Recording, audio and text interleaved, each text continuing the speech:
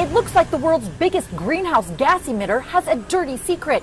China's promised to cut back on its addiction to fossil fuels. But a new report by Greenpeace says between now and 2020, it's on course to build a new coal-fired power plant every week on average. And here's the kicker. This construction boom will leave the country with about 400 gigawatts of power. That's more than twice Germany's entire capacity that it doesn't even need. What you have to understand with China is that they've always struggled to forecast capacity growth and demand growth.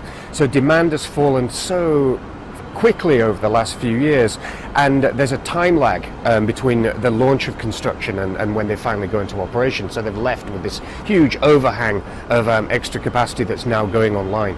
Demand is falling because China's economy is slowing, which means less power is needed to run factories and furnaces. In fact, utilization rates for the country's coal-fired power plants are at their lowest in 40 years. But local authorities have their own reasons to keep right on building. One of the biggest concerns of local authorities is being left with shortages.